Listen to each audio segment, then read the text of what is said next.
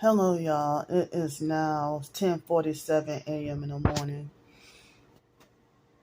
I probably got it a little bit too cold in here. Excuse me. So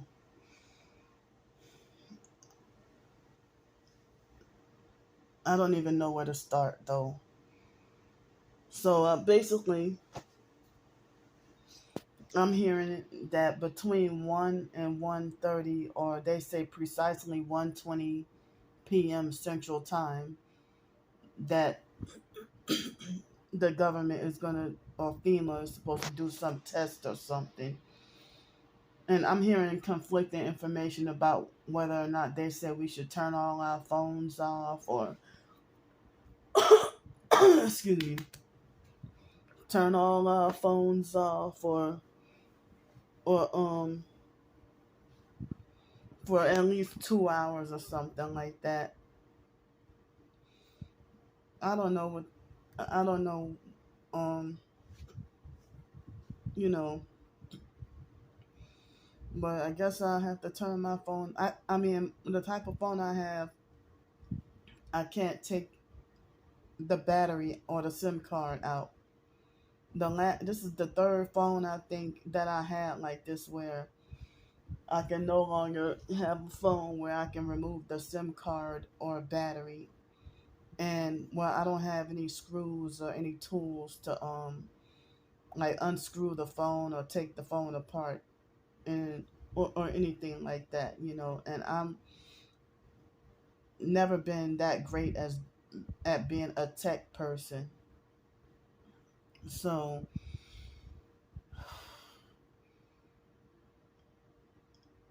basically, I last night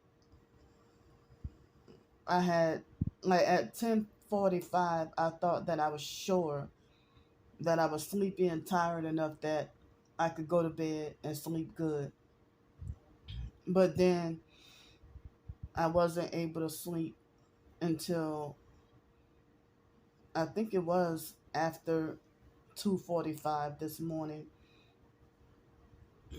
It took me a while after that to even fall asleep. And then I think I woke up at about 6 o'clock, this 6 something this morning, and then tried to sleep some more and could not sleep, could not go back to sleep. So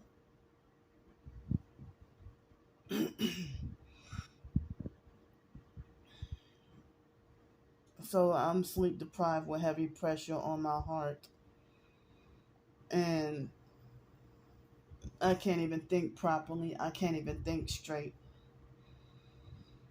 So with me being back homeless again, with me being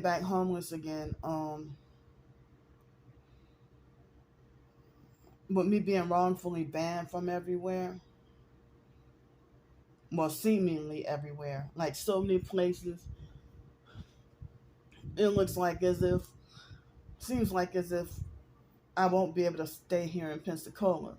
But um, those two deposits that I'm waiting on, is going to be difficult for me to get them, because of, since leaving there, now I don't really have like a proper mailing address. And Waterfront Mission, I'm not going back there anymore ever to try to get mail, because they're a cult too. They are a cult. And so they would always play with my mail and lie and say that I don't have mail, and be very, very abusive, narcissistic, gaslighting, and everything else. So, and playing all kinds of psychological games, which is gaslighting. So, and manipulative, and the men are extremely abusive over there. So, one man, one of the workers there, one of the administrators, I guess, he he was the only one who had my back. But everybody else, yeah. So I can't go back there to try to be getting mail.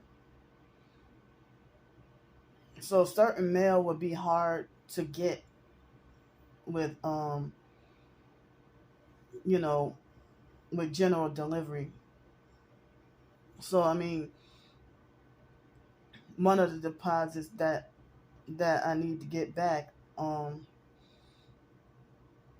don't know if it might take a couple of weeks, but I'm sorry for being slowed because of being days of inadequate sleep, like days of not enough sleep due to what I've been going through, and plus, the directed energy weapons and the vibrating and all that, you know, and so my heart feels slowed due to the sleep deprivation. I mean, as a result of the sleep deprivation. So, and I apologize if I might sound, if y'all might think I sound incoherent or all over the place or difficult to follow, you know, because if I make an attempt to try to go to sleep now, I might just end up being laying here for hours and still can't sleep or struggling to fall asleep. So I had perp activity when I went to try to go eat breakfast this morning, So the fact that I had to, end up being being back homeless again, I know it's very hard to get help, and it's ridiculous because I mean, if they didn't do the noise campaigns and the bullying and the threats and everything like that, the hotel that I'm in,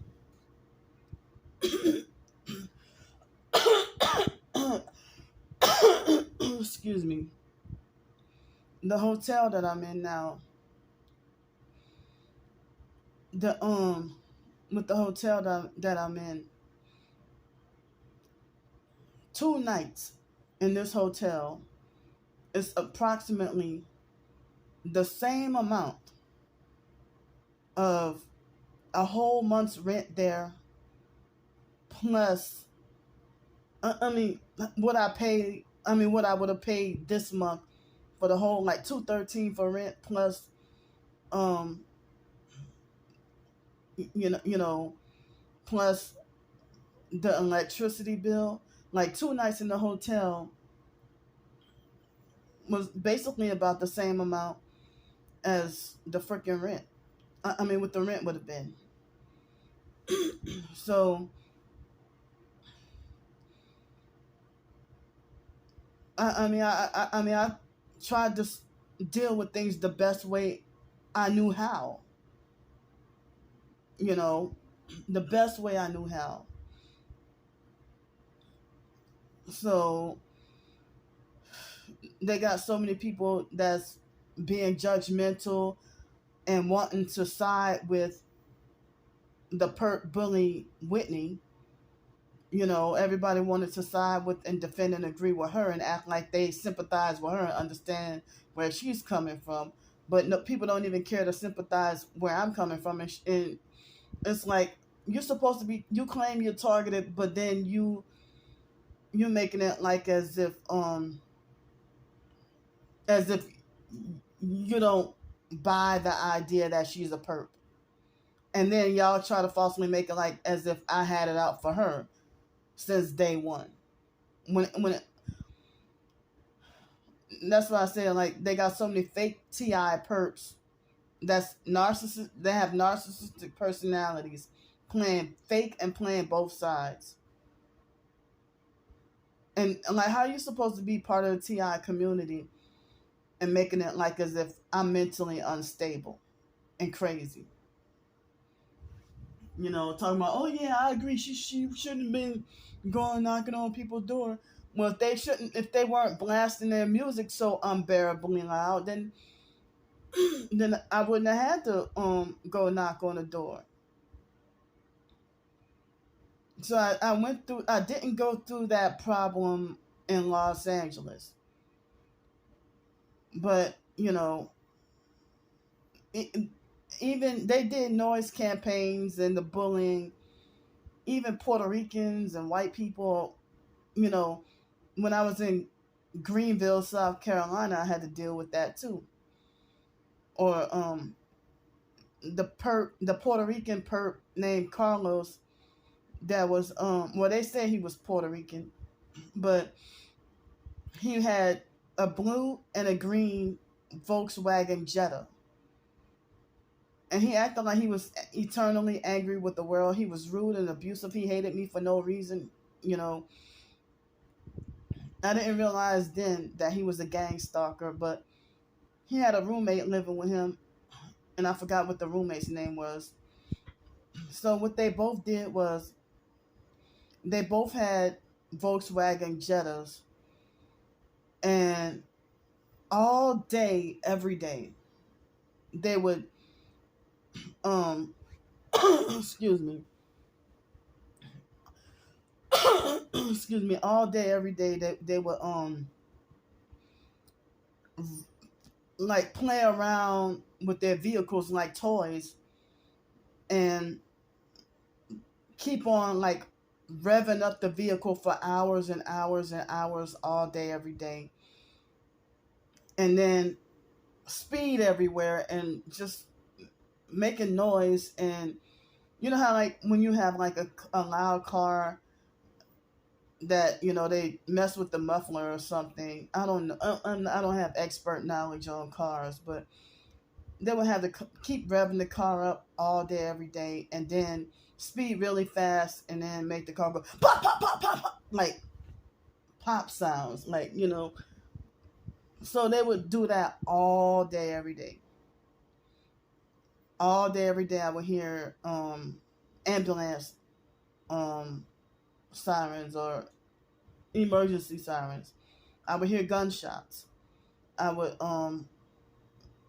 They had this um she would have, I think it was, oh man, if it wasn't an older model orange Kia Rio, then I don't remember what kind of vehicle she had, but it was a small car, very small car, and she would pass by in her car with the music so loud that twice this happened to me. That she had the bass so loud it made me jump and then fall. I mean, so I did a little bit of studying. I don't have expert knowledge, but I did a little bit of studying of the of how people making I mean how damaging noise can be. You know, so so excuse me. So let me turn this light off. The other light I'm keeping on because I'm keeping it on because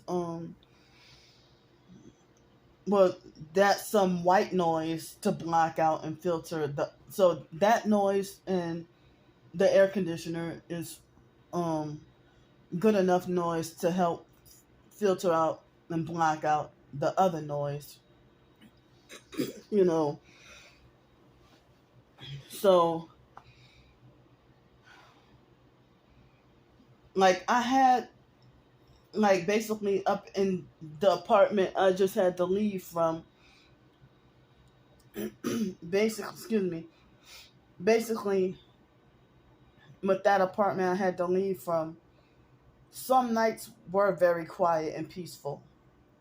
Well, some days were very quiet and peaceful. But the fact that, and it's spiritual, and and it's like the fact that so many neighbors near me that's doing it, that, like, I really think that Mary Stallworth lady, she lied to me and set me up.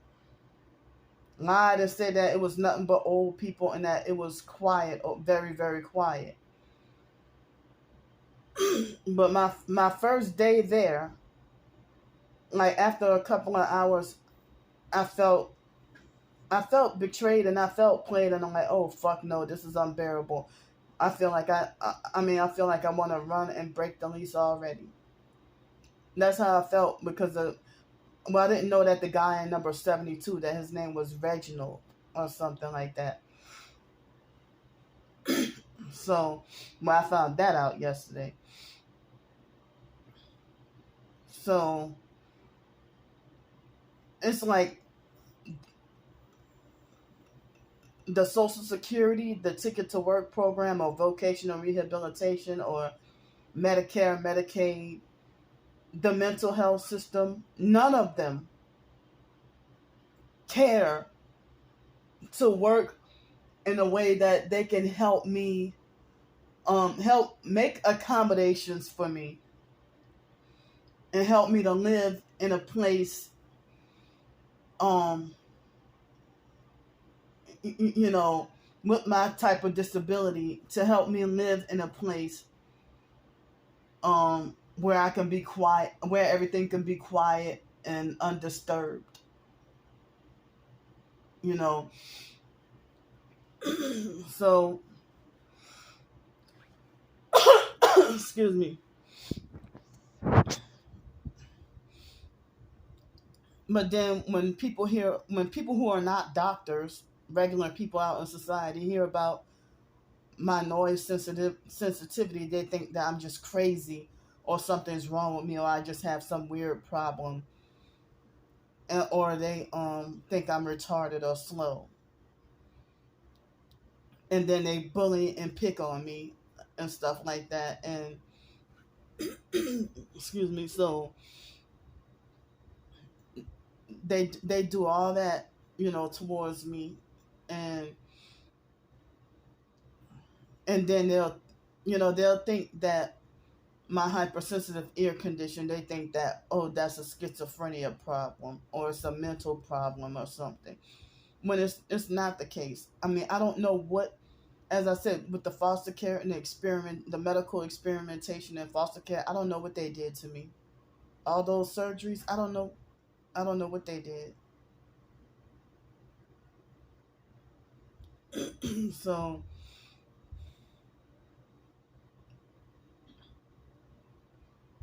I mean, oh, I got hard mucus in my chest. So basically, I have been documenting just about everything, you know. So it's like, look, like I don't. I mean, I might have to find somewhere, um, that's not Pensacola to go to. I mean, I know I can't find another place that fast, But it seemed like that's with the cost of being in a project. Like, you don't even have to have a problem or disability like I have, and people still get shot and killed in the hood, or like I didn't, like, as I said, like I had no idea. Like, I thought that maybe I can get, like, I thought that the area housing was like Section 8, like you can get like a small little cottage to, or or a two, like maybe a duplex home, like where you got one side and your neighbors on the other side, or something like that, or maybe a small single home. I thought that area housing was like that. I didn't know what I really well I like, because I've been on a list since May 15th of 2019. That's when I applied. And so basically, um I got on that list after I left my hometown, New Orleans, and I came to Pensacola. That was one of the first things I tried to do. Get on the housing list, try to get job opportunities, trying to better myself. And I mean, and I was still somewhat new to the TI community. Excuse me, and trying to, figure out how all this is. Excuse me, trying to figure out how all this, comes into play. So they have other targeted individuals who say that they've been homeless, forced to be homeless off and on so many times as well, due to the targeting. Excuse me. So, like, when the Marion lady called me on the phone, she called me on the phone. It seems like they got different people that work at the area housing nowadays than went back in 2019. There, it looks like there were different people because now I see different people now. Excuse me. So I didn't know that.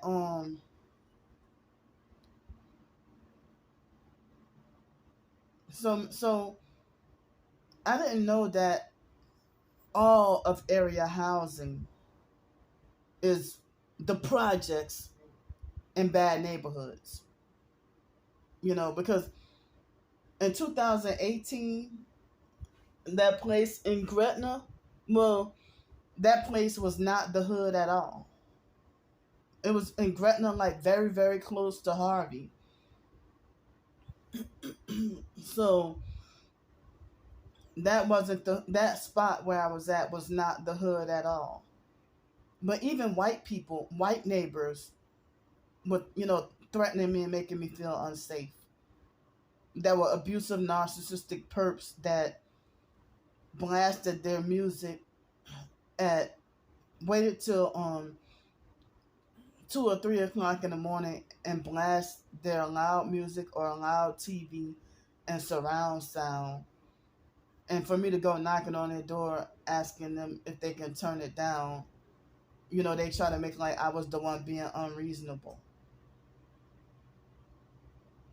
But I thought that having support from the TI community could have prevented me from losing apartments or houses or being back homeless again.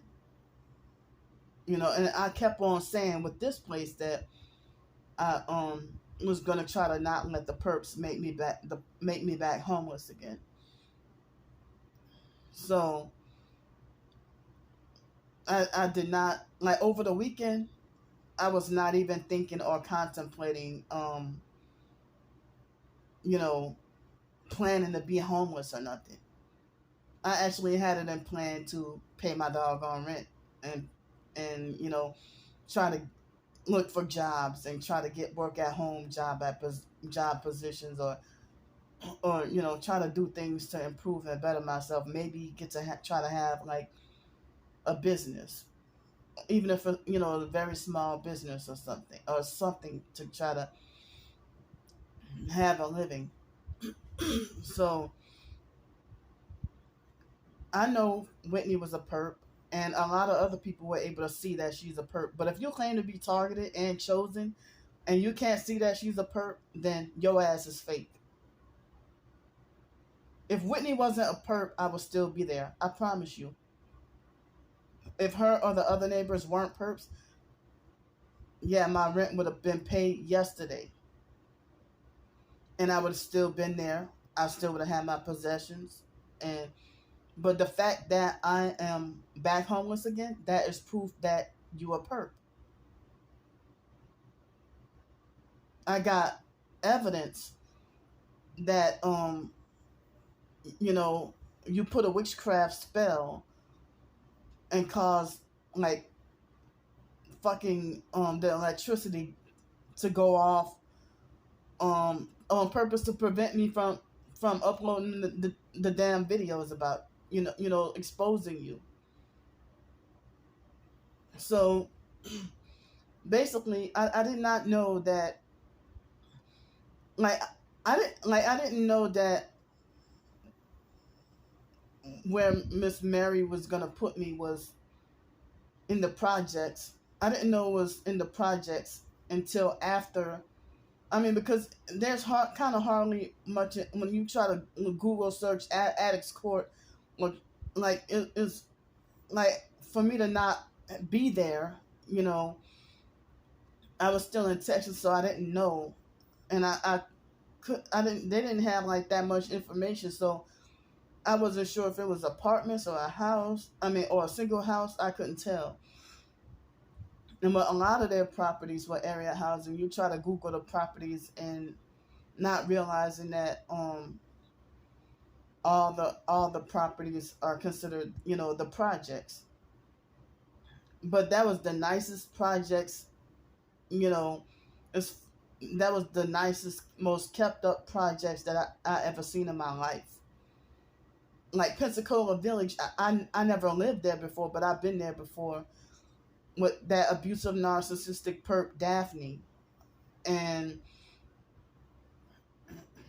Daphne, um, you know, Daphne, if Daphne would have been my next door neighbor, Daphne would have been a bad neighbor. So even when I spent the try to rent a room from Daphne, I didn't even know that she wasn't supposed to be renting. I didn't know that she wasn't supposed to be renting out rooms to people. But she had so much shady stuff going on. So they have loud music blasting there, and I heard that this past Sunday somebody got shot and killed over there. So, but even if these projects, Addicts Court is really nice, um, it's still danger and crime over there, and unsafe neighborhood. So I did not know until after I booked the ticket. I had already booked the ticket and already called for a cab or whatever. But no, I haven't called for a cab yet, but I had already booked the bus ticket. And I was looking for any way out of Bloomington anyway. My name was already on the housing list. So basically, I went to like it was after I booked the bus ticket. That's when I found out that Addicts Court was in the projects. Like, oh no. You know, one of the first things, because one of the first things I thought that it seemed like you can't even really expose your gang stalking while in the hood or in the projects or whatever. Even if it's not the projects, like in the hood, you can't or around ghetto people, you can't expose your gang stalking because they will get violent. And it's like the police officer and the housing authority or whatever, their hearts are really cold. They don't give a damn what happens, you know. So basically, but once I got here, I was shocked. I was shocked once I looked at the place because I'm like, wait a minute, it's not vandalized, no holes in the walls, not a whole bunch of rats or whatever. But due to one spot in this closet that that they forgot to clean, I ended up with a whole bunch of roaches. So even after the pest control, I still had roaches. So well, the roaches came back like almost a week later, like 5 days later after the big pest control. Like that happened on September 20th. Then the 26th was when they had I started to see the roaches again. So they had so much illegal activity going on, and it's like you don't know if you should keep your mouth shut and mind your business, or if you should, tell. So, but the thing is, with them blasting loud music for the purpose of noise campaigns, That is my business. That is my business. Because you're doing it to me. Or them smoking weed. It was entering, and I'm like, no way in hell could it. And I mean, I told Miss Ross about it, when I was kind of new, and I explained to her that I was not, trying to be like a snitch or a tattletale or mind other people's business or be a Karen or nothing like that. But yeah, I didn't realize, like, I didn't realize until after I got to, after I booked the ticket that Addicts Court was the projects. But then, once I got here, that was after I got here was when I realized that um all of Area Housing Commission's property is the projects. So I've lived in the hood before, starting from Los Angeles. No, because people used to say that New Orleans Towers, which was elderly, senior and disabled place, people will say that was like New Orleans Towers. People thought that was in the hood. So in Algiers, part of New Orleans, it was the New Orleans West Bank, but still Orleans Parish rather than Jefferson Parish. So, well, yesterday morning at the that restaurant, I don't think I'll go back there again. Wow, they gave me the beignets was not even beignet mix. It tasted like they gave me undercooked beignets that tasted like deep fried deep fried undercooked pancake mix. So it was undercooked. And then I had some andouille sausage. I was disappointed because I thought when I had the beignets before, I thought they were really good. So I don't know what happened. So that was, I think, my third time going to that restaurant. So with the area housing, you know, and somebody paid. I was told that somebody paid for my meal. So, but I notified the lady about the undercooked beignet, but she offered me another one. But I was pressed for time with the meeting, and it seemed like they took a long time to come to take my order anyway. They had people coming in after me, and their orders being taken before me. And I don't understand why that was. So I was afraid I was gonna be late for the meeting.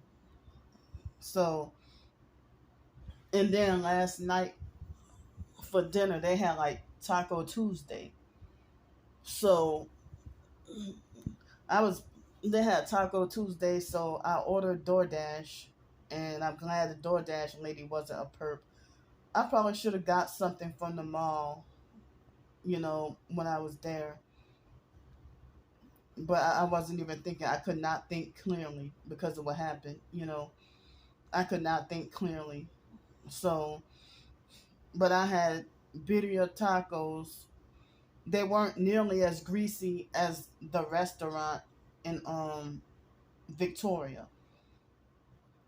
So I got full really fast, and um I got full really fast. But the birria tacos, they weren't really that greasy, which was a good thing. But they kind of didn't have a lot of flavor. Even in the consomme, however you pronounce it, they didn't even have a lot of flavor. But the tacos were like $15, and then I got some horchata. Because they say if you spend at least $15, then you get $8 off. So basically, I got free horchata, free delivery, free no service fee, no tax. Like, I got a big discount, you know. So I didn't have lunch yesterday. So basically, that's all I spent yesterday was on food or eating was just you know, $15. Actually $14.88. So I was so busy with cleaning up and trying to get everything out of the apartment. Um, I was trying to get everything out of the apartment, and it took longer than I thought. It was almost 4 o'clock when I was completely done, and no, actually, it was like 3:30 or something, like almost just before 3:30 or something like that. But I caught the landlady, Miss Ross. I caught her, just in time. But I'm gonna talk about that though. So yesterday, the Freemason gang stalkers had they followed me on the Willie Carter bus driver. He drives, I think, Route 58. He's an old light skinned man. He's abusive and an abusive, narcissistic, rude perp that's been treating me mean for no reason for even back in 2020. So he's an abusive, narcissistic, gang stalking bus driver that be rude for no reason towards me, but nice and helpful towards everybody and loving towards everybody else. So he treats me with discrimination and prejudice. So he was the bus driver, when I think it was Route 58. And I got off the bus, and the Freemason perps with the Georgia license plate, he had his right arm hanging out the window in the passenger side. And they were behind me, and the bus pulled off, and they were in the vehicle, so they hurried up and tried to race me there and make sure that they made it inside of the restaurant before me. And then the man, he was sitting across from me and kept on shaking his leg and tapping, and every time I try to record the evidence, he kept trying to gaslight me, or he would stop immediately and wasn't even looking at me, but he would stop each and every time I would try to record him. So then I walked, like I ate what I ate, and then I walked I walked over to when I walked over to the housing place, I didn't know who that was in that SUV. All I know is I thought that there was some other perps unrelated to the situation that was just trying to beat me to the meeting. I mean, trying to beat me to the area housing place. I meant to say, trying to beat me to the place. I thought that there were other people going to handle some other business, but I did not know that was. I was already recording. So I was already recording, and I'm like, oh, look at these perps try to beat me, to the location, because that's what gang stalkers be doing. They did that to me in Victoria when I tried the cricket job. They tried to beat me there, and then they slandered me to the hiring manager and made sure I didn't get the job. So so I did not know that Whitney was being dropped off. I didn't know that was her. They came, and it seemed like they were trying to race me to get there first before me. And then before and Whitney must have told her something, because I didn't even know that was them. The other lady, I never saw her before. And Whitney must have told her something, and I didn't realize that that was her getting out the SUV. As I said, I was already recording and filming everywhere I walked for my safety and protection. But they made me feel like I can't even film myself for my safety and protection. So it's unsafe to even for me to even film, around idiots like them. So the lady, the lady that dropped Whitney off, you know, she was making threats at, like, she got out of the vehicle making threats at me, and then went up inside and called herself trying to snitch and tattle to the to the people at the front office, and they forced me to put my phone at the front desk. I didn't, and I told him straight up, I said, I don't feel comfortable with y'all being in possession of my phone. He's like, with the man, Mr. Singh, he said, well, I'm the man, you trusted me to give you a ride and go get your money ordered the other day, so why you don't trust me with your phone, or something he said. So they would not let me, they wouldn't let me record the conference, I mean the meeting, but they recorded. They had everything on a big screen to record, but yet wouldn't let us have phones to record. I'm like, y'all, because y'all know y'all were doing some dirty shit. But every single, not every single last one. I meant to say Mr. Singh himself. Well, he seemed a little bit. He seemed kind of manipulative a little bit too. But that Shirley lady, that she was the big one, the big manipulator. And that played all kinds of psychological games. So now I kind of don't even remember every minute little detail of everything that was said, but I try my best to remember, at to the best of my ability. So, excuse me. So, well,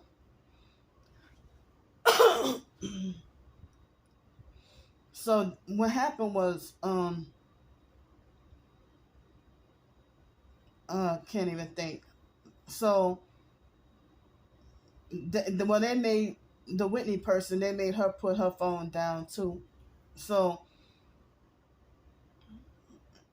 I mean, even I didn't even realize that even women in the hood or ghetto women will have murder on their minds too. I thought they just would beat you up or hurt you, but I didn't realize that they would even have the mindset to murder you or kill you.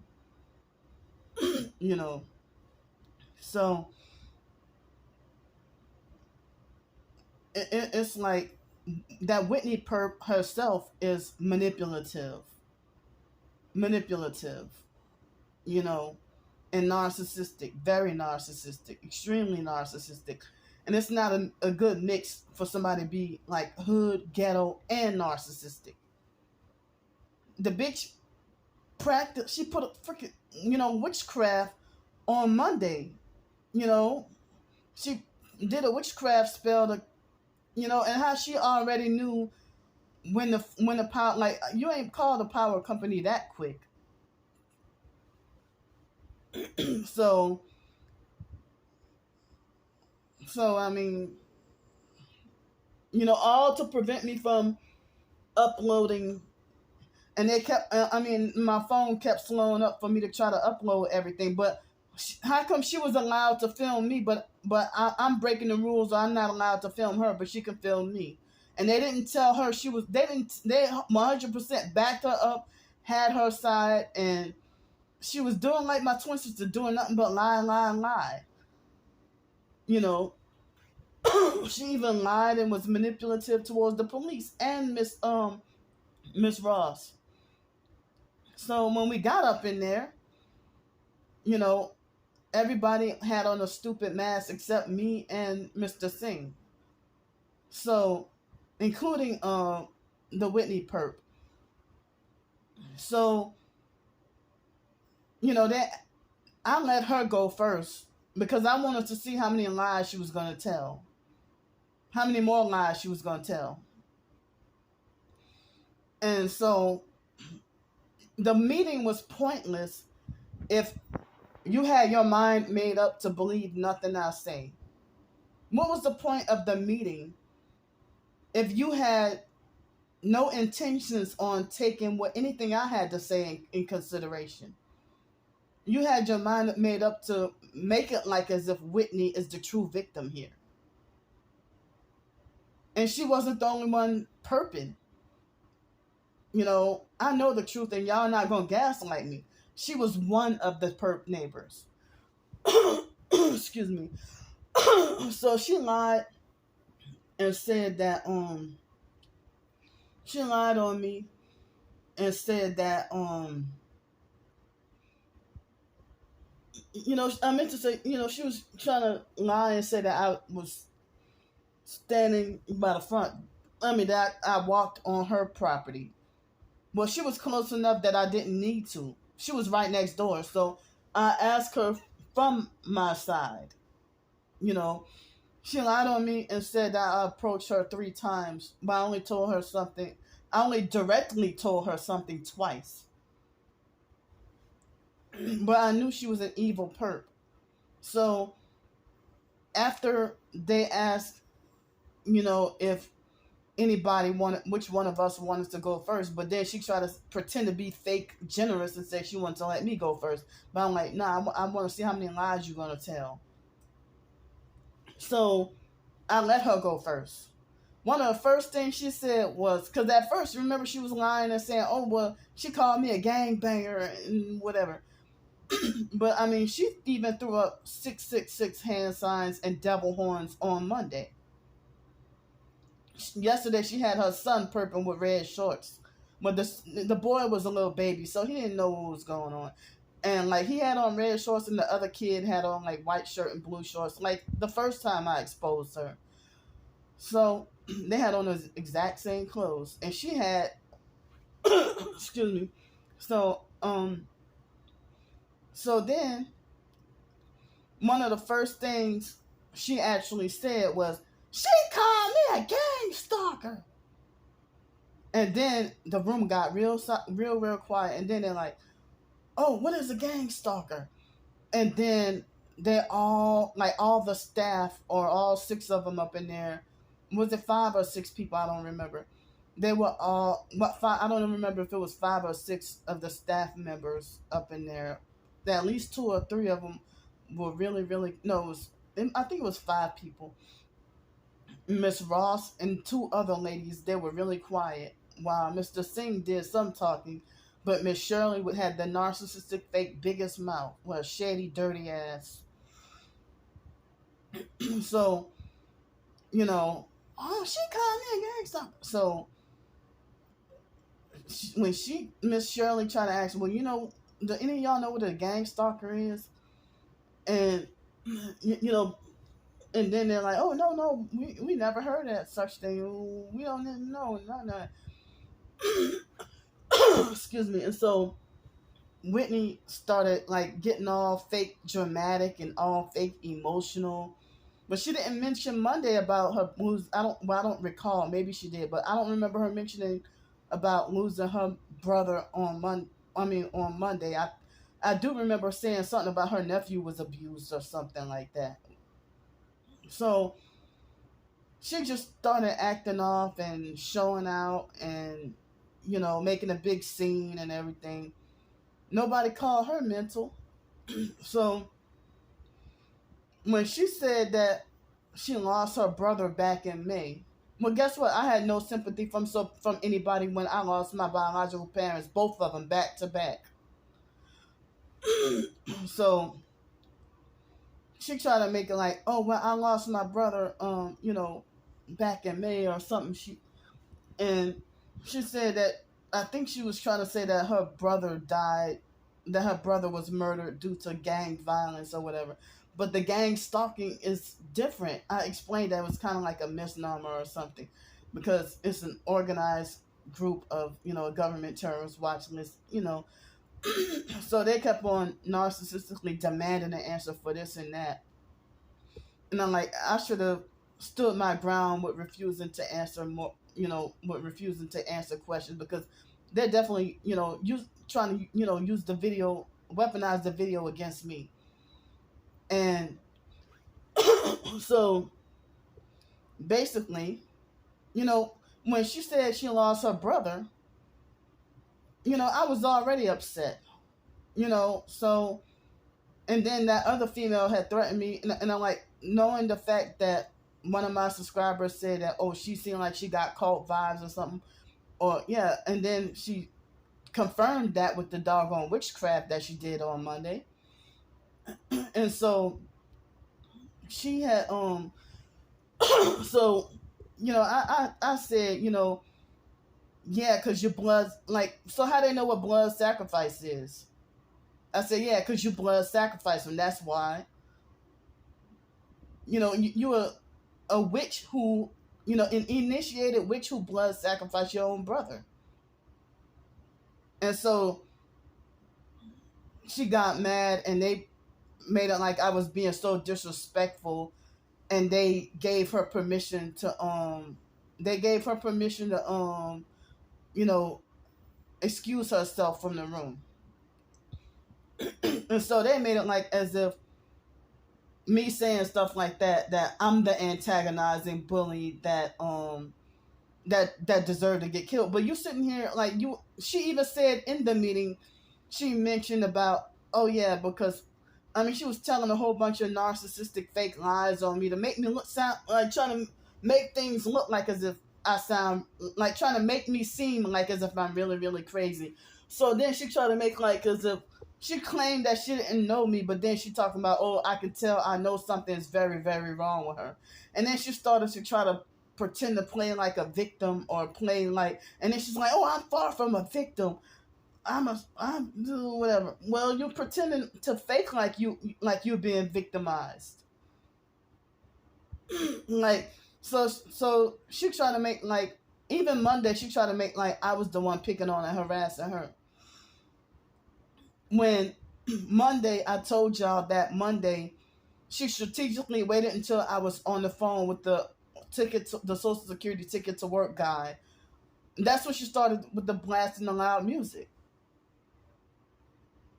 So right at like when I'm trying to move in life and accomplish things and trying to have some goals, trying to accomplish goals, and proper timing, right on the proper timing, because I knew I heard some noise while I was on the phone with him. The second time, because the first time he had to take another call or something like that, and then after the second time, it was like I knew I heard some noise. So she strategically you know, waited until I was on the phone to with the important call to try to get trying to get ticket to work, and try to get a job. And that's when she started doing that. That's how I knew that shit was on purpose.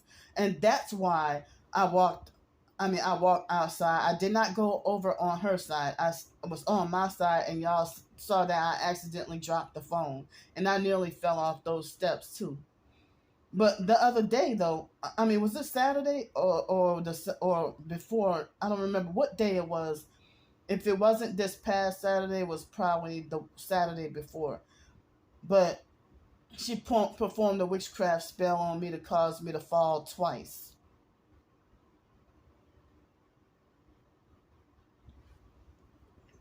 When I try to expose her noise harassment. So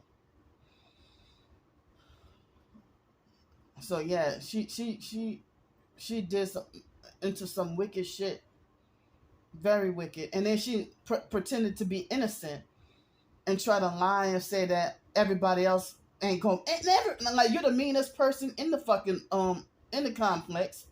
And then you sit there and talk about, I would have been the number one person to be nicest to you. Everybody else ain't gonna be nice to me. I mean, everybody else ain't gonna be nice like me. I'll be the nicest person to you. And everybody else will treat you mean, and I'll be the number one to help. I would be the number one to help you. And then talking to me and treating me like as if I'm very, very elementary and slow, slow, slow, and retarded, retarded, retarded.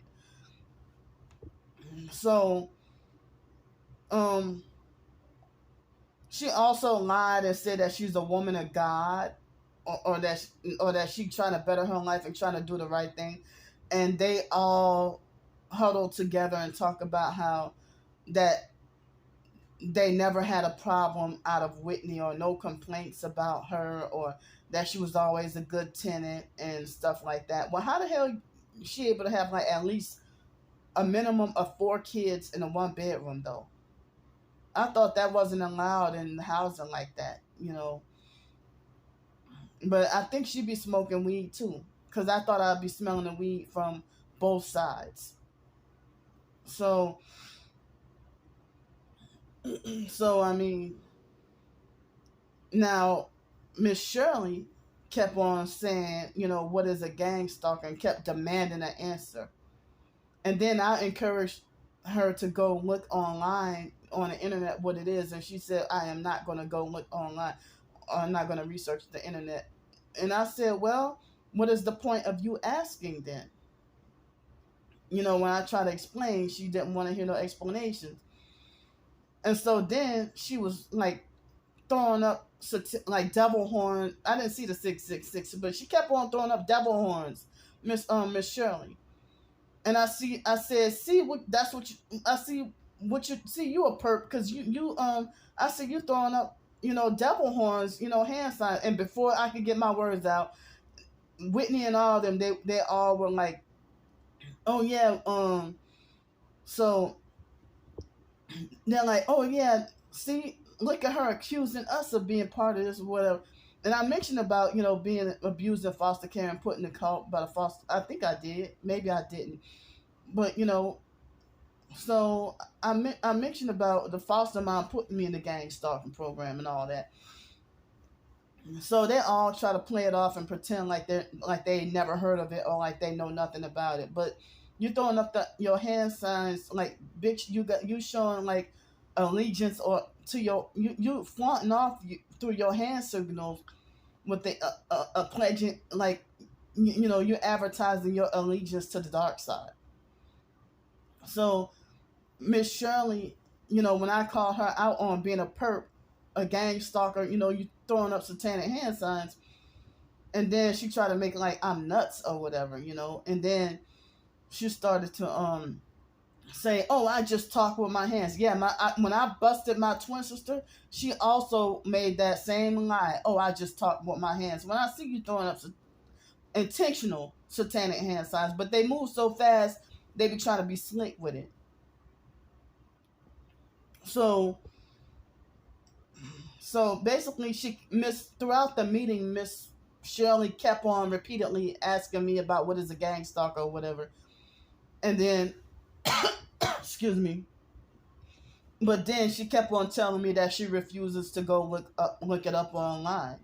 And I'm like, well, why do you keep asking? And then she tried to make like as if the conversation is not that they're not getting anywhere with the conversation, or like basically that they're not accomplishing anything with the conversation with me, because I kept on, you know, and that's why they had that meeting while they hypocritically recorded it, but then telling me I couldn't bring my phone in. So ever since I mentioned about Whitney and the witchcraft, now my right hand is uncontrollably shaking. So I think it was yesterday was Tuesday, huh? Monday morning or Tuesday morning, I don't remember what day it was, that they were I think it started Monday, that they were vibrating my feet really bad. It was what similar to what I experienced in Los Angeles. And I think it was all day Monday, and then all day yesterday, even at the meeting and yesterday, and even here, like everywhere I go, except when I'm on foot walking and traveling somewhere. But when I'm in a still place, it seems like they've been vibrating my feet really bad with the direct energy weapons. So they so I mean, Miss Shirley kept on lecturing me and trying to make like I need to learn how to be a good tenant or be neighborly and this and that, whatever. Miss Rose was pretty much quiet, one of the quiet ones, during the meeting. But Miss Mary Stallworth was not in the meeting. I don't even know if Miss Mary was at the location, at the building, and handling some other business, but she was not inside of the meeting. But on the phone Monday, I told y'all the shady stuff that Miss Mary did. She did like threaten to evict me and all that, and lecture me about breaking the rules and stuff. Like all the rules that they freaking break, they do what the hell they want. How you know. So I mean, I wasn't even sure that if you expose gang, I never heard of it with other targeted individuals. That if you expose gang stalk your neighbor's gang stalking you, then you can get evicted. So yeah, Miss Mary threatened to evict me over the phone on Monday, and then they called a meeting, and she said that was what the meeting was supposed to be for, and Miss Mary was not even there at the meeting. So, but you know, Miss Shirley tried to make like as if Whitney is the victim, and like as if whatever she does to me that I deserve it or that I'm the one who's, and she kept on falsely accusing me. They all, I mean, I meant to say, Miss Shirley and Whitney herself. Them two, they kept falsely accusing me of antagonizing and provoking and harassing Whitney when it was actually the other way around. Because she's a perp. That's what the perps do.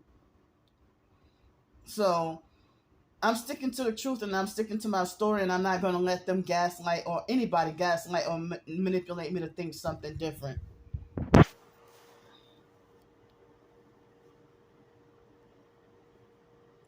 So so at so they try to make like as if, and they try to talk to me and lecture me, very elementary, or like I'm really really retarded and slow. And Whitney lied on me and said that all day every day I just stand outside hunting and looking for who might be making noise, which wasn't even true. I hear the noise in my apartment, and I know they said that me not having furniture was the reason why the noise was so bad. But y'all shouldn't be making that noise like that anyway. And furniture or not, y'all committed to the noise campaigns, noise harassment. That's y'all tactics. So furniture or not, I'm still hypersensitive. So at one point, I mean, so you manipulated me into feeling like I'm the worst shit neighbor that there ever is to be, you know. And of course, like, they had their minds made up to defend and agree with everything with the Whitney perp, but took nothing I said into consideration. And then the fake Shirley perp kept on saying, she kept on saying, the Shirley perp, she kept on saying, oh, at one point she was saying mockingly, talking about me calling everybody a perp. And she's like, yeah, everybody's perp, perp, perp, perp, perp. She's like, oh yeah, you calling me a perp? I already knew you were gonna do that. Or I already knew you were gonna call me a perp. Excuse me, she said it in a mocking way. Like, I could tell this bitch is part of the order, Masonic, and part of the Order of the Eastern Star. Excuse me. I already knew. I could tell that she was part of the Order of the Eastern Star. And they try to talk to me like as if I lack intelligence, like I lack common sense, and that I need to learn how to adapt. And they try to falsely, I mean, because when people in authority, like when the landlady, Miss Ross, or when the cops come, of course, they're blasting that shit loud, real loud. And then when the people in authority, like Miss Ross or the police or somebody come, And Whitney, if she know that they coming, she hurry up and turn it down and try to gaslight. And then she lied to the police even and said that she had it at a reasonable tone. I'm like, bitch, you are freaking lying. You know you had it way louder than that. You know you had it louder than that. So, so I mean, there are a lot of other people who said that they see that what Whitney was doing, that they know she's a perp. That definitely she's a perp. So when she started, I mean, she wasn't the first. The first person I had to tell was the guy in number 72. And then all the neighbors, not all of them, but a lot of the neighbors nearby started to do it. So from number 110, they're like, how can you hear that? Because they had the loudspeaker and cranked it up real freaking loud. And, shaking her ass in the baby's face and all that. So if the police, so if the perps can threaten me, I mean, the police wouldn't have done anything. If I would have reported that video to the police wouldn't have done anything about that video with the lady shaking her ass in the baby's face. They didn't do anything about threats to kill me or threats to beat my ass or hurt me or whatever. But, people think they got authority over you because they figure you're slow and you're retarded. So they think that they can just take advantage of and fuck over you, like fuck clean over you and disrespect and abuse you and everything. So I mean,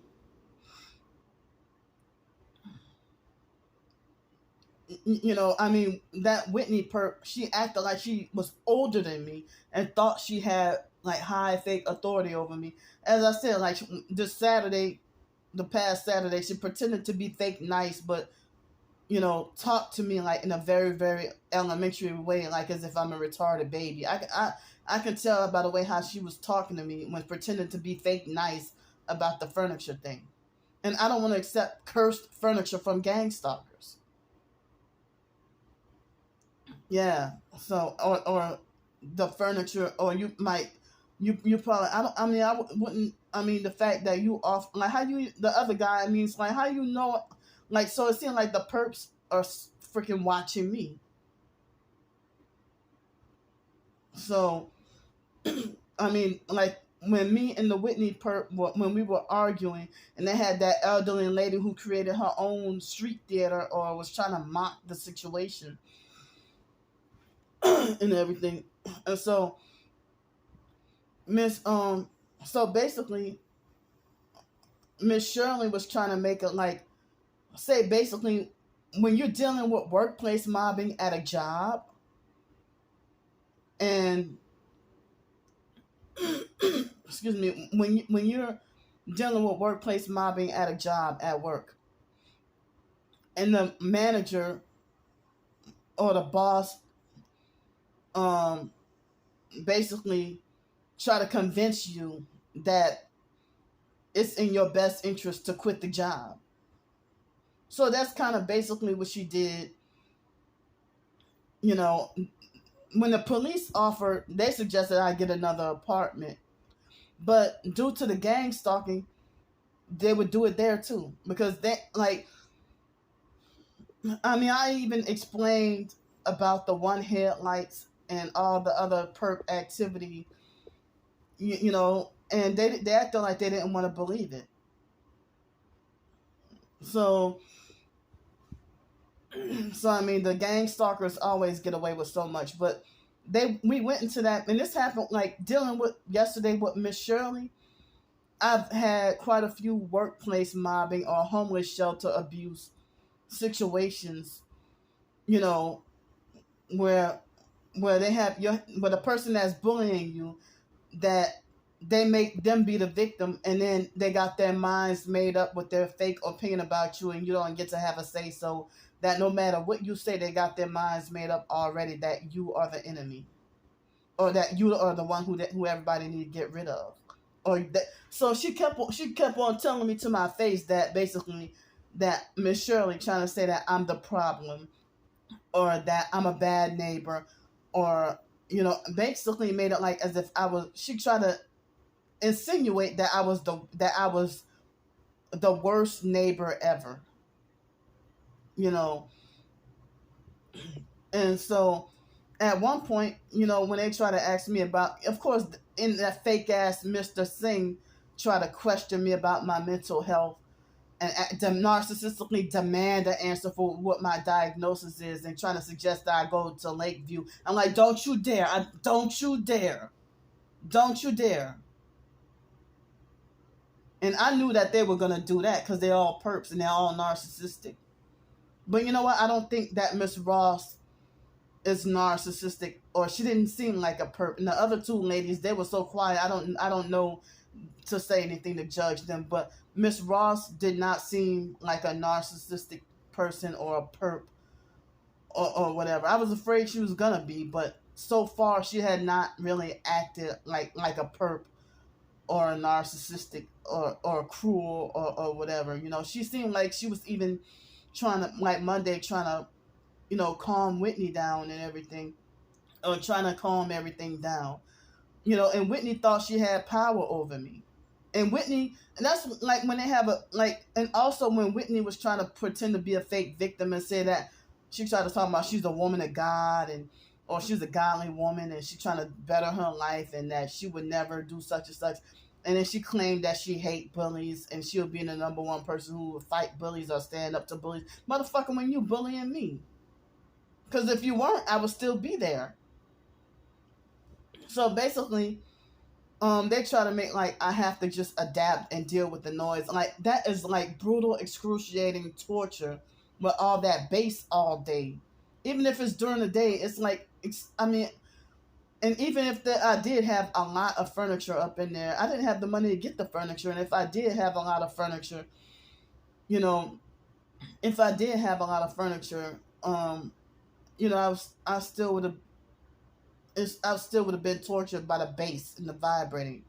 I know because I had furniture when I was living in Los Angeles, and I dealt with the same thing. Not with the neighbors around me, but neighbors like 4 or 5 blocks down. Those illegals, like 4 or 5 blocks down, that they would have big, huge, daily noise. Like, how the hell y'all party all day, every day? And so. But one illegal perp had threatened me with a gun one time when I was in Los Angeles with the noise campaigns. I had to walk around like 8 or 9 blocks, and that was where the noise was coming from. Like, it's fucking ridiculous. So then, I mean,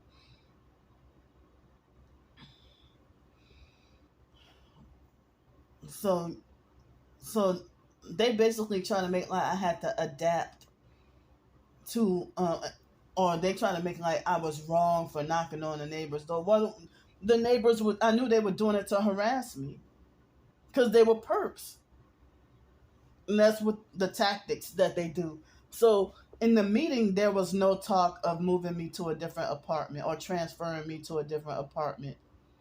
Not yesterday's meeting. No talk about transferring me to a different apartment. So she's like, well, those are cinder, like, she's saying they were cinder block walls. I never heard of cinder block really, but I don't know exactly what it is. But Miss Shirley kept on saying that the walls were cinder block. But I was able to, hear what the neighbors are doing, but I did not complain about every noise. It was just basically when I had my earbuds in and the noise will be loud enough that I can feel the assault from the vibrating assault from the bass. And then Whitney never said anything that until we went in the meeting, and she lied on me and tried to make it like as if I'm always having loud phone conversations. And she said that she thought that I was doing work at home at first. Well, if you even assumed that I was doing work at home, how come you weren't considering enough to turn it down? but you try to make like this is the way blasting loud music and acting obnoxious is the way you're supposed to live. You talk about wanting to keep your house clean and making remarks about dirty people when you have your kids to have food all on the sidewalk and ants like all on the sidewalk and everything. That was there for days and you didn't even really clean it up. So so I mean so they were trying to question me about my mental health and my diagnosis and treatment. I'm like, so even they had this fake TI perp um that did two different videos about me, and then he acted like as if the only thing he defended and agreed with me about was that the music was really loud from Whitney's part. But other than that, it seemed like he was siding with and defending her and acting like he didn't think she was a perp. I'm like, well, you a fake TI perp then. Like, and then how you gonna judge? How you gonna judge? When you admitted that you weren't finished watching my videos, like it's unfair for you to make such a judgment so soon. If you say you trying to well, don't worry about watching my videos, bitch. I got you blocked too, cause you fake. Trying to like, if you're a real targeted individual, you will see that Whitney is a perp, rather than trying to make me gaslight myself and trying to act like as if Whitney was not a perp and that her wearing red was no big deal. What I mentioned about her wearing red as emphasis. And like after the first time I dealt with the Whitney perp, like a week later, when she was the nicest person, she how come she didn't say hello to me when she walked out of the house when I was walking, like after taking out the trash and getting the mail, and then she walked out as I was going in and she had her baby in her hand and she narcissistically ignored me like I don't, with no eye contact, like as if I don't exist. But the first time I asked you about the noise, it was polite. And I have video recording of that. And she strategically waited until after I was in the shower. Now, like, you a sex trafficker too? How you know I'm taking a shower? So, like, her and the other guy too, like the 72, like, after I hop up in the shower, that's when they start with the noise campaign, where I'm trapped and in the middle of washing myself and can't even get out. And then, or you blasting loud music and making my organs hurt. And then I think it was this past Thursday night, the perp neighbors in apartment 110, Thursday and Friday they gave me a problem, and like Thursday they strategically waited for me to right after I changed my clothes to try to go to sleep. So Miss Shirley kept on trying to talk me into leaving and trying to make like for me to leave is the best decision for me to leave, And I said, well, Miss Mary said that, that she wanted to have me evicted. Well, she said that she was kind of going to override the eviction. I guess that's something nice that they're doing, going to override the eviction plan and just let me out of the lease and then pretend like as if nothing ever happened and that they won't put it on my credit and that they will give me the deposit back. That's what they told me. But, Miss Ross, I didn't really feel like Miss Ross was, one of them. Maybe she might be, but I don't know. But she didn't act like really, But she seemed like she kind of like trying to keep the peace and try to remain neutral, So, but Miss Shirley, yeah, it seemed like she kept on like trying to talk me into, I don't know the exact wording, but trying to convince me that, it would have been the best decision for me to just leave. And so, And then she tried to kept on convincing me that I deserve to be hurt by Whitney, or that any of the other neighbors, she trying to insinuate that I'm gonna end up getting hurt, or I deserve to get hurt by them or whatever. You know, well, if it's that dangerous, then, or unsafe, then, or if it will, it's like, well, I didn't even know if me leaving there, if it would have been a good thing, or if my life would have been spared, for for you know leaving there. Now they had this manipulative, narcissistic, fake TI perp that kept privately emailing me. We're at the address, like the email addresses. I'm like, how do you even get this email address? I have a specific email address that I designated for targeted individuals. Like, you using my emails that I use for business. So she kept on emailing me, telling me everything what was going to happen. And it's like, if you telling me everything is gonna happen, and that they're gonna do this and that they're gonna do that, I feel like you were secretly, and that's the same lady that gave me the toaster oven and the towels, and I mean, and the crock pot and all that. And then it's like, I thought that you were on my side, and it seemed like you secretly working on their team. How did she know exactly what was going to happen in that office? And she kept on telling me that they're gonna jump you, and this is gonna happen, and that, Miss Mary set everything up. Or look at the timing that she gave you the apartment, and it's like, they got so many shady people that's my enemies pretending to be my allies. And then you pretending that you're targeted too. Like, I had to cut her off. So it's spooky and creepy that you're sitting there telling me that, and then trying to tell me or send out unsolicited advice on telling me what to do and telling me how to behave in my videos. Or trying to say, don't let her talk you into acting ugly. And then you put acting ugly like in all caps. So, how you knew in advance that they were gonna record and film everything? How you know in advance that they're gonna record and film everything, or that they're gonna play this game, or that they're gonna do this to me, or that they're gonna do that to me? And it's like, are you working with them secretly?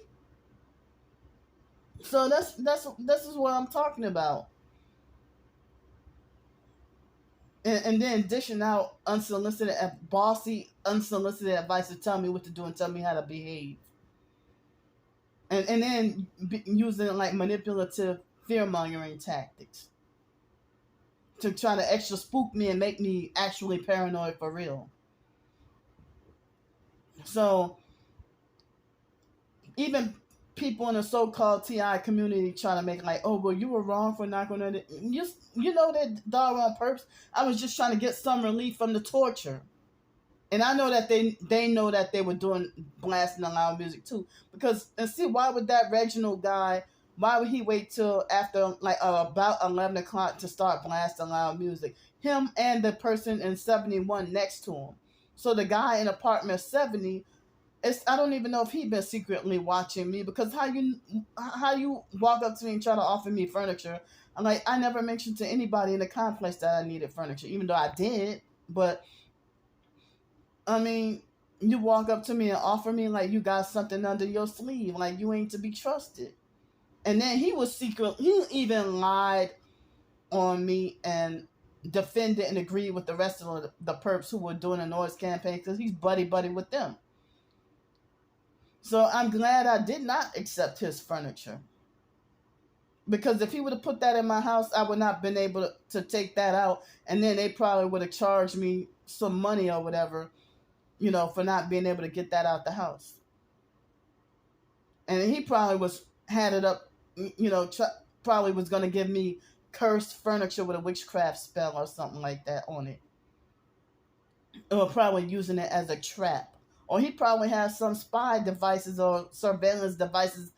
And that was mighty suspicious that when I had the DoorDash order, he walked up to me while and interrupted me while I was on the phone trying to give the DoorDash guy directions.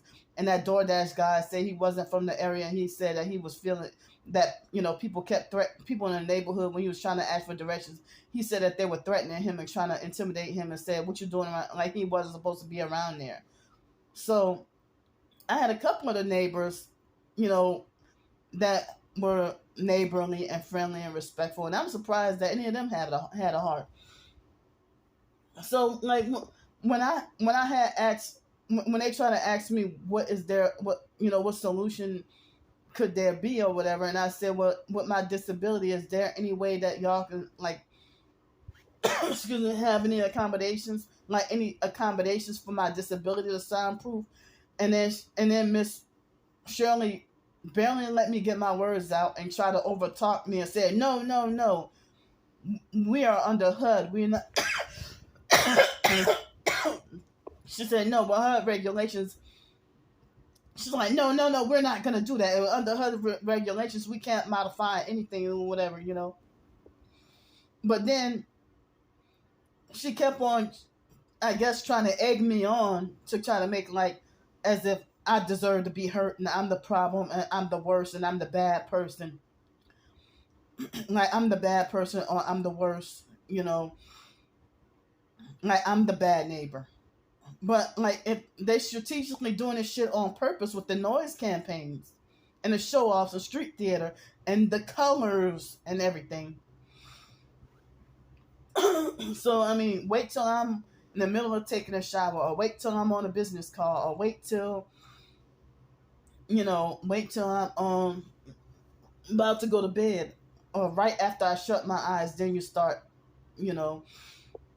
So that's how I know it's strategic and being done on purpose.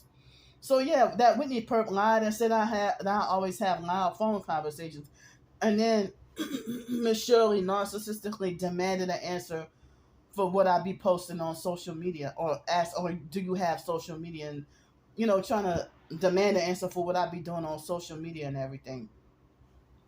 you know, so I mean, Miss Mary mentioned about multiple complaints being made upon me. So how come they're not troublemakers for making complaints on me? But people figure I'm the new person on the block, and I got bullied and abused in the homeless shelters and on the streets or whatever at Union Rescue Mission. They had a lady that looked just like Missy Elliott. She was working in a laundry at the Lamp or whatever place that was where she was working at. She was working at the laundry, and she told me that I have such a a good heart and a pure soul or whatever, that she even said that wasn't for me, like for me to be living as homeless in Skid Row in Los Angeles, that wasn't for me. you know but that's a different story right there. so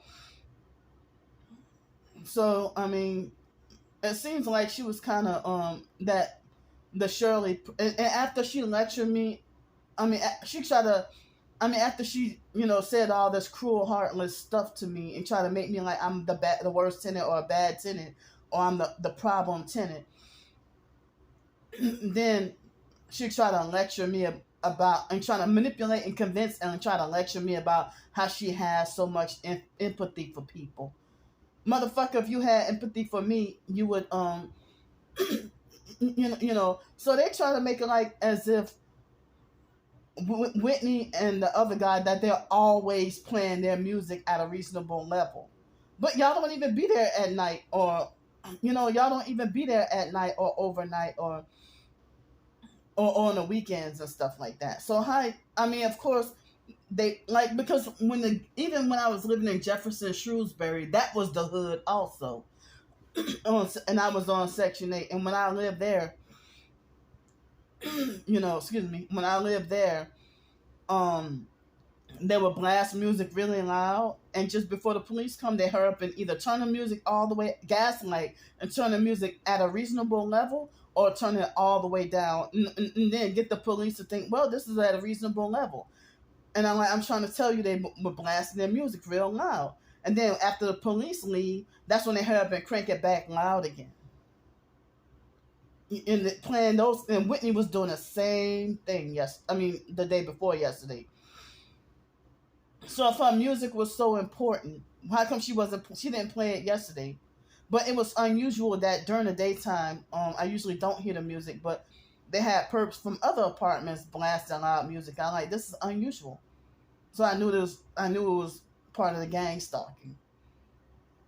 So it's different from just regular hood people who just want to want to play their loud music because it's the hood life. But I was able to tell that they were doing the noise campaigns as a gang stalking tactic. So it took me 40 minutes when it was supposed to take me 24 to walk all the way to my apartment. And then, even yesterday, I was walking yesterday morning on the way to the office because I started to walk. And I was walking, excuse me, on the way to the office. And I was walking on the way to the office, and and they had multiple perps in their vehicles filming and recording me while fraudulently and illegally driving, and filming and recording me. So how come random strangers perps can film me, And so also yesterday during a meeting, Miss Miss what's her name? Miss Shirley was lecturing me about invading people's privacy and trying to say, it's against the law. Or it's against the law, don't you? Or something like that, she said. Or and they talked to me like a child. It's against the rules, don't you? And that's exactly what Miss Mary said on the phone. And it's against the rules, don't you? Or didn't you or she mentioned something about, you signed the lease and you agreed to all these rules. Well, Whitney has been breaking rules that she agreed to, and other neighbors have break rules that they agreed to. I mean, they do all kinds of shit that's against the rules, but I would be called the nosy Karen if I point out all the shit that they're doing. But you want to hold me, you want to single me out and pick on me, about the rules. So basically, like, this was the equivalent of what you deal with workplace mobbing. With workplace mobbing or being bullied out of the homeless shelters or being perped out of the shelters. That's exactly so I got more stuff to say. I gotta use the bathroom. Okay, I forgot where I left off at. I'm almost done with talking about, at the meeting. I forgot where I left off at, but I kind of feel like there's some details I forgot or that I'm missing, But they had their minds made up to basically get rid of me, aka the problem, which is the target. So even with regular high school bullying or elementary school, middle school, when you're being bullied at school and they have like a disciplinarian to try to see what was going on and stuff, the bully will even play like they're the victim, or playing like when you stand up to them or take matters into your own hands when you had enough. The bully keep on antagonizing, poking, prodding, and provoking you, and then pretend that they're the ones being antagonized, bullied, and provoked. And that's how narcissistic abuse is, So, yeah, that Shirley lady was, manipulating and her and the Whitney perp. They both were manipulating and playing all kinds of psychological games. And that Mr. Singh guy, he was being manipulative also. He was a perp too. So, excuse me. So, they not once told Whitney about doing anything wrong. Or they trying to Miss Shirley kept on trying to insinuate that Whitney had every right to hurt me, or I deserved to have things happen to me. And it's like, well, how come how come she can antagonize and provoke me and say all these mean things to me, and I'm not supposed to say nothing back?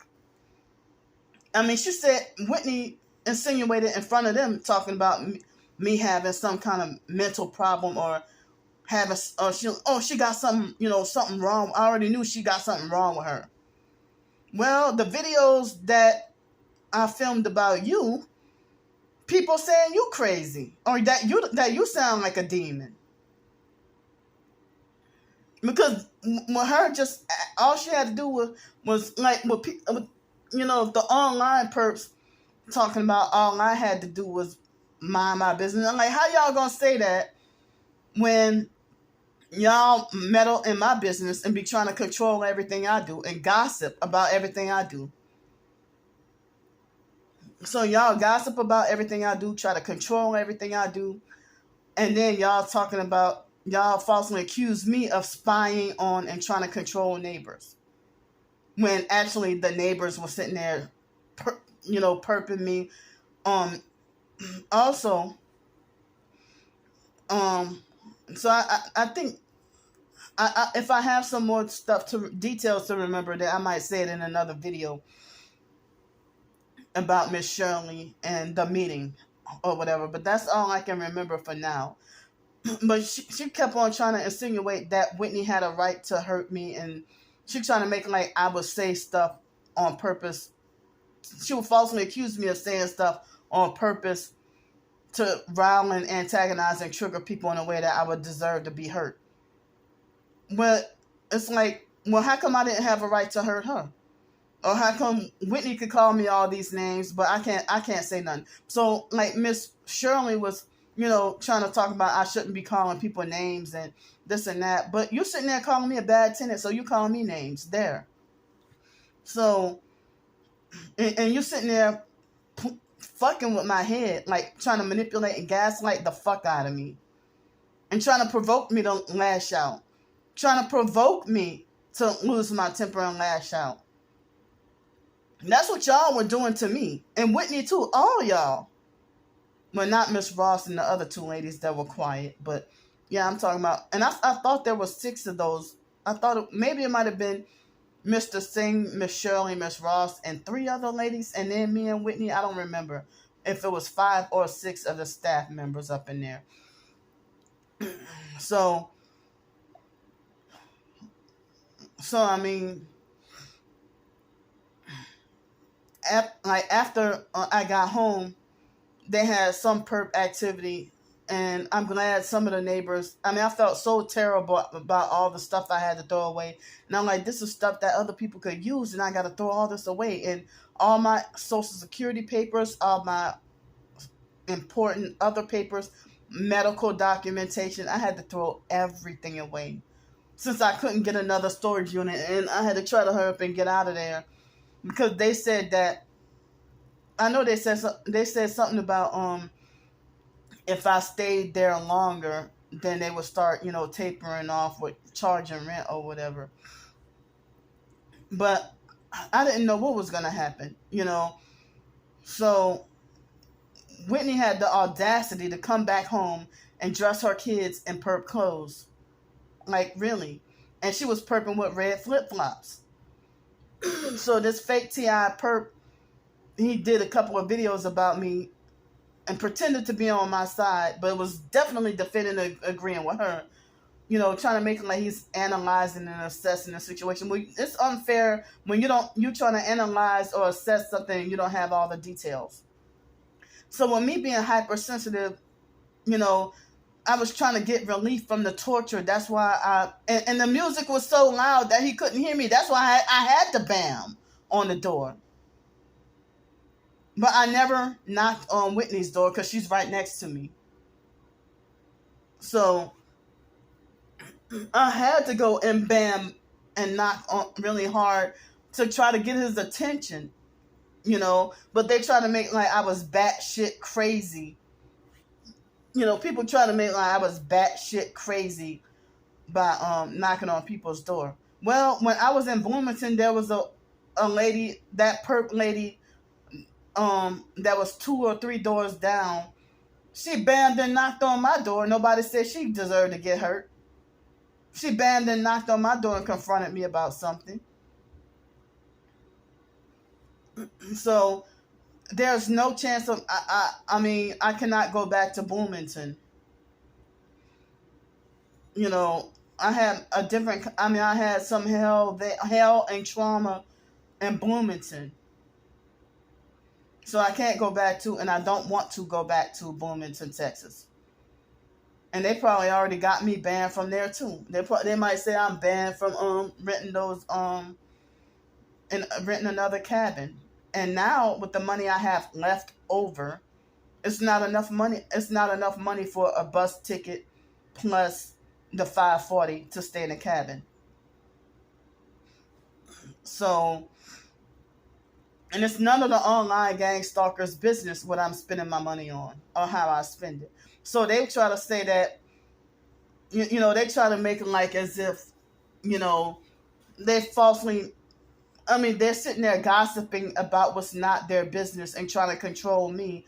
And then I'm like, they got the fucking hypocritical audacity to talk about how I should have minded my business when they called up Miss Mary in the area housing commission. They called them up and showed them my videos. And Miss Mary was trying to say multiple complaints. I know that the people in the hood, they don't make complaints and snitch like that. So the online perps followed through with their threats to call up the call up the place and show them my videos. And they wishing for my downfall, wishing for my death, while pretending that they care about my personal welfare. They want me destroyed while pretending that for me to be punished in a group home is for my own good. You ain't about to do this to me. So your online gang stalkers, y'all need to mind your business and back off. Because y'all meddling in my business and bullying and harassing me and stalking the fuck out of me. And if you, and the online perps, they even make it like, they falsely accuse me of pulling a scam and lying about, they falsely accused me of lying about being evicted. I didn't say that I am evicted right now. I said Miss Mary was threatening to evict me or talking about evicting me. And falsely accused me of trying to make like as if I broke every rule in the book. Trying to talk about me breaking the rules. Well, the neighbors that smoke weed every day, how come you ain't putting them out? If that's the case, put every single last one of us out, because they got so many damn ridiculous rules up in there. Like, it's impossible to follow all that shit anyway. And I came in time, I was very sleep deprived. You know, and just fucking tired and exhausted. So, and as I said, Miss Mary herself seemed like she was pretty shady and fake. Like the Shirley perp, fake. So after I had to rush and just take multiple trips, and it took like at least 3 hours, I think, 3 or 4 hours or something. It took for me to throw almost all my belongings in the dumpster, with the exception of giving a few items to some of the neighbors that wanted it. And like certain things that was very important, I had to even just sacrifice getting rid of. You know, all my medical papers from proving that I was disabled from childhood. I had to throw all that away. Like all the special ed, you know, documentation and the disability documentation. I had to throw all that away because I couldn't carry it with me. And the stuff I did have, it was too heavy. But if it weren't for it being so heavy, then, you know, I could have took the bus rather than. But then it was later hours, so I had to go and turn in the cable box. I mean, not the cable box, the internet. You know, for the internet, you know, I had to turn that in. So the online gang stalkers, they were gossiping about where my next whereabouts would be. And they falsely accused me of lying. And well, if you don't believe anything I say in any of my videos, why do you waste your time watching? If you think I lie about everything, why do you waste your time watching? So basically, after I got done clearing out the apartment, and I called the utility company and got the utilities turned off. They said I had to wait till today, as effective as of today, for the utilities to be turned off. And then for the utilities to be turned off, and then I had to go and turn the cable box in. But I want to say that after Monday, after Miss Mary had made remarks about me being evicted and breaking so many rules or whatever, she's like, "You agreed to that, didn't you? Didn't you?" You know, they're talking to me condescending like a retarded child. So I mean, so then, so I mean, for y'all to insinuate that I deserve to get hurt, I mean, I don't need to be. I mean, I can't be around that, you know. So, but they got other targeted individuals who filmed the gang stalking. I see it on TikTok. I mean, so they don't do it on YouTube as much anymore, but they still be filming and documenting on Twitter and TikTok. So they got this one targeted individual somewhere in Europe that said that he would get arrested and go to jail for exposing gang stalking. Or I forgot what he said. What happened to him? Like he said that he can't even expose the shit. So I'm sitting here trying to prove that I'm a real targeted individual, and people still don't believe me, or they want me to shut up and ignore everything, and then falsely accuse me of being mentally ill, schizophrenic, and crazy, and a fake TI, when it's actually you the fake TI perp. And so, excuse me. So I mean,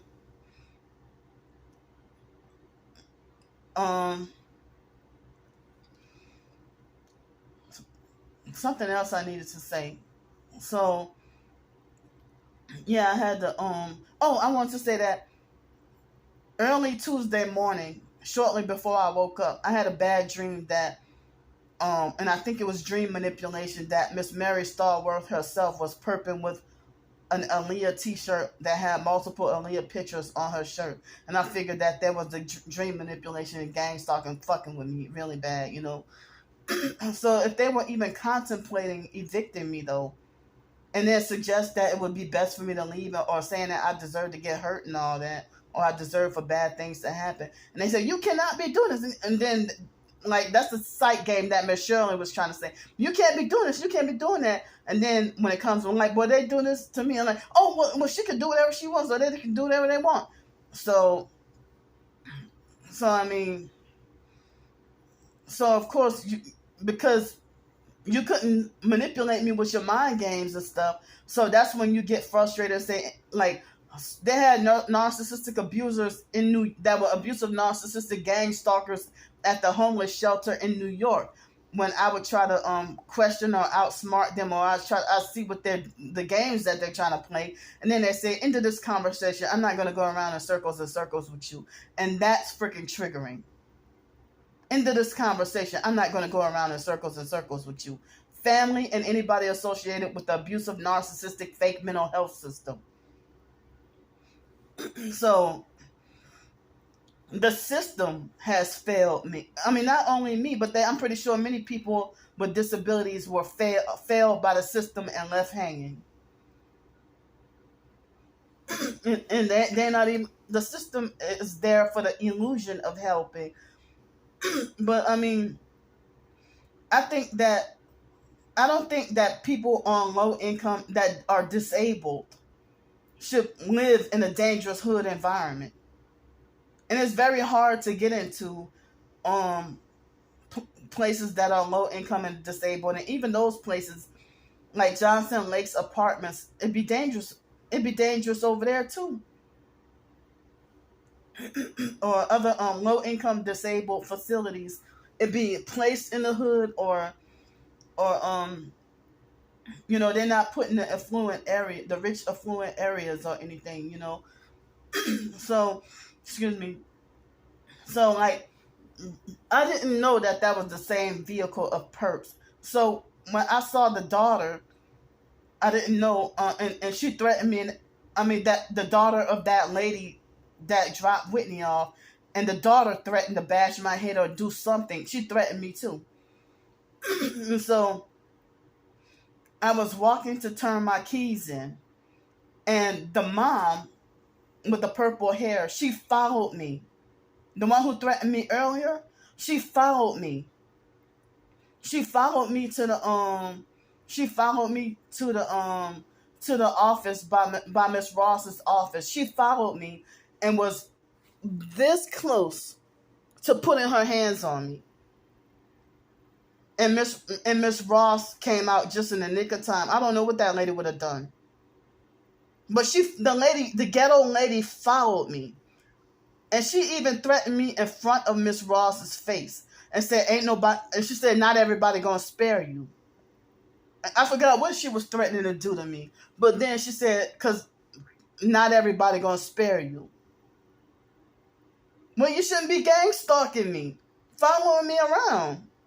The daughter waited until I was walking towards the office, and then when she saw me, that's when she started walking towards the car, which is a gang stalking move. You trying to move when I move, and then you're making death threats at me or threats to hurt me every time I try to expose your gang stalking. So I said that ghetto gang stalking or hood gang stalking or project gang stalking, it's the worst. And people say that I should never live in that kind of environment ever again. They say I should never live in that kind of environment again. So I mean, Miss Ross, and then the lady told me, oh, she recording people tagging, whatever. But Miss Ross said, don't worry, she's turning in her keys, she about to leave anyway. So, I mean, the lady was about to put her fucking hands on me. The lady, with the purple hair. Now, like, you willing to risk your life to try to kill somebody because they record your tags? Gang stalkers, they freaking film me all the time. I had at least 4 perps to film me yesterday, including one perp at the mall. And that tried to gaslight me once I got my phone back out and started recording her. She had her phone aimed up at me, recording me first. And then gaslit by the time I tried to whip my phone out, she hurry up and try to switch the screen or try to act like she was doing something else. So they got a whole bunch, and I heard that when the perps be filming you against your knowledge or consent, they invading your privacy, they're violating your privacy, they're violating and infringing on your rights. And so whatever happened to the promise of a peaceful and quiet, peaceful enjoyment or whatever, when I got to deal with hearing loud music all day, every day from multiple apartments. So I mean, so I deserve to have my life threatened because I filmed your obvious gang stalking activity. And then, before the Uber picked me up, they had the perp with the gray Chevy SUV. I mean, the gray Chevy car. The perp with the gray Chevy. I'm sorry, not gray. That gold Chevy. The gold Chevy car that was next to the dark gray Chevy Traverse. And I showed footage of them a few days ago. So yesterday, the perp. It was a lady in the gold car. And it was after Miss Ross left and I was waiting for the Uber ride. And the perp in the gold car had one headlight. And my bag was so heavy and she caught me off guard, so I couldn't film it. But I have this past Thursday of evidence of her driving around with one headlight or strange headlights. I don't remember what it was. But I got evidence of her perp activity. And then when the girl threatened me and I was on my way to turning my keys in, They had the red car that had a fake disabled veteran's license plate and a Freemason emblem, and then they blurred my phone when I tried to get footage of the car or the or the vehicle or whatever. So, wow, it's 12:46. It's almost about that time where they say to turn your phones off and everything. I don't even have, when I'm out of the apartment, I don't even have any foil. So I had to start everything from scratch. The only clothes I have is the clothes on my back. I got the clothes on my back and four excuse me, 4 hand towels, and a couple of bars of soap and a toothbrush and my amazing, I mean not amazing grass, the bentonite clay to brush my teeth with, and I got a little bit of floss, and I got like my college degree, high school diploma, and a few transcripts, and 4 Bibles and some rain ponchos, and my important, some other important stuff. So, and even all that's heavy to carry around. So it seemed like I have to sacrifice getting rid of more of the little bit of stuff that I have just to have one bag, or else I'd be treated with brutal discrimination and treated like I'm obvious homeless. But people act like as if they have zero sympathy or compassion towards me, and saying that I did all this to myself and that nobody should feel sorry for me. And they're like, you made your bed, you lay in it. But the online gang stalkers, they had called up the housing authority, and I think that should be considered illegal too, because they have a license to invade my privacy. They're making all these threats on and bullying and harassing and stalking, trying to control me online. And they want me jailed, institutionalized, or put in a group home, or they want me to be controlled with a handler. But the online gang stalkers and Star Bricker and all of them making a false narrative that I never knew how to take care of myself, or that I'm and they don't even know me, because I live pretty successfully in Los Angeles on that Section 8 housing for a good 4 years, and then the gang stalking ramped up, got worse, and they perked me out of there, and they would torture me with the weapons that so bad, kept on vibrating my body. So I know that I'm capable of taking care of myself and being independent. But if y'all saying what all I had to do, what about all they had to do was all they had to do was keep their music down, or wear earbuds or earphones or something, or stop waiting till 10 or 11 o'clock at night to start blaring loud bass and all that. Or I feel like, well, you must have been monitoring me, or you must know that I'm taking a shower in order to, like, if I'm taking a shower and then all of a sudden you start blasting your loud music, and then my organs hurting and squeezing my organs. Oh, by the way, when I would take a bath last night in this hotel room, I tried to take a shower, but the shower wouldn't work. It got stuck or whatever, or it was already stuck. But I had to take a bath, and then when I was taking a bath, washing myself, they were squeezing my organs. So I know I utilized a nice bit of storage space on my phone. I can't wait till this video get uploaded, and so it looked like I might have to wait a couple of hours to upload it. So, but this is my story from the best of my memory, or the best way I can communicate what happened. I did not have any intentions on smear campaigning nobody, lying on nobody, or twisting everything. I told from the truth from the best of what I can remember. As I said, certain details I may have accidentally left out. So people said that the hood environment, or the projects or whatever, or even people say even apartment living is not doable for me. Or I mean that it's not a good fit for me. But when I try to ask for help with so I mean I have to be forced to do things a different way now, because I don't have the storage unit. I don't have the luxury to get to store things now, and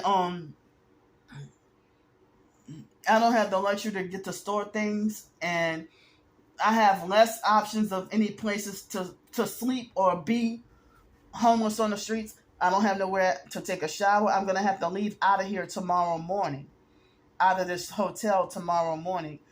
So I have zero clue or plan of where to go tomorrow. Now, see, the online gang stalkers falsely accused me of fraud for trying to ask for help with blinds, with the money to get blinds and stuff for privacy and all that. So how was I going to ask for help with furniture?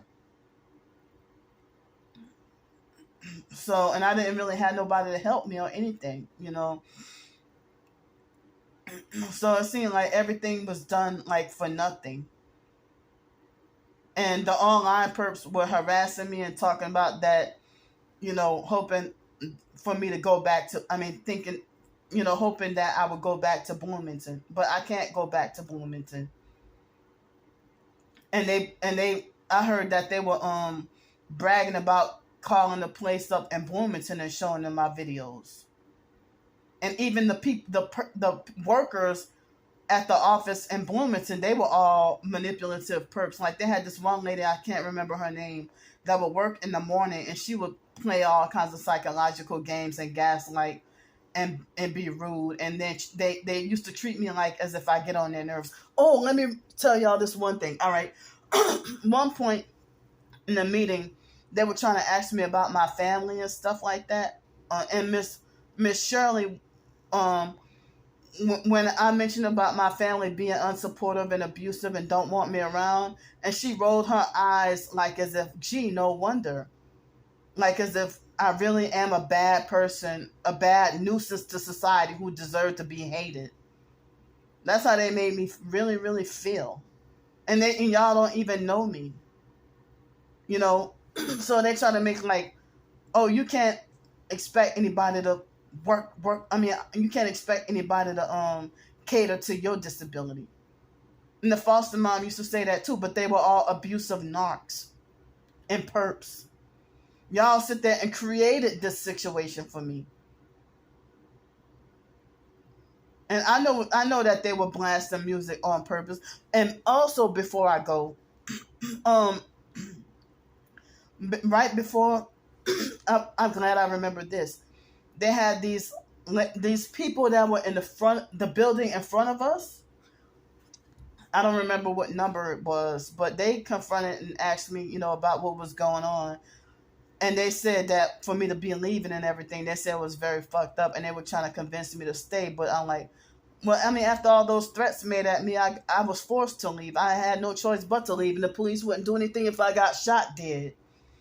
So the ladies were trying to say that, you know, trying to say how shady some of the workers are, like the people at the office or whoever. They were even trying to say Miss Ross was shady, in which I wouldn't put it past, you know. So they've been longer and know better than I do.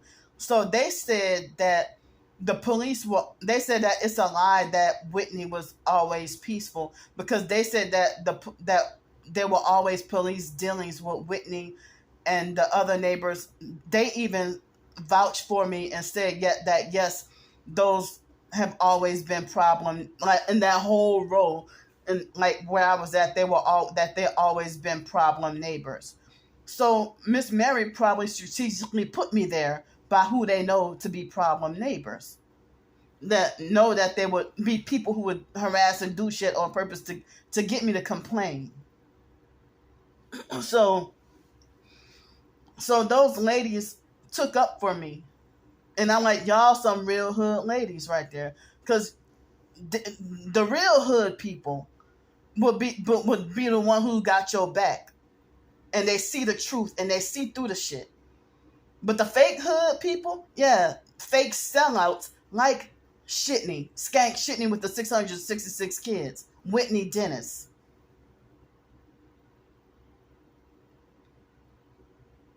So y'all so they said that the police are always coming over there, and that there were always complaints from that section. and they said that that role has always been a problem. That role has always been a problem. That there always been some issues with them. So come to find out, I ain't the problem after all. But some people saying I should get a lawyer. I never really dealt with a lawyer before. I never lived in the projects before. But I just was afraid, like, oh man, like I didn't know it was the projects until but I mean, it was a trap living in Bloomington, and it was a trap and a nightmare living in Bloomington. So that chapter, I could feel like I have some relief. But now I have a new worry with this homeless thing. And then the online perps falsely accused me of being caught in a scam before. I'm like, they just making up shit. They just making up stuff, and they're the ones who got a false narrative. They falsely said she already been caught in a scam before. So yeah, my twin sister lied on me and said that I admitted in 2019 that I'm addicted to homelessness because it makes me more money. I'm like, no, she offered to let me stay with her and then turned around and said, well, no, I can't let you stay because China don't want you over here. That's exactly what she said.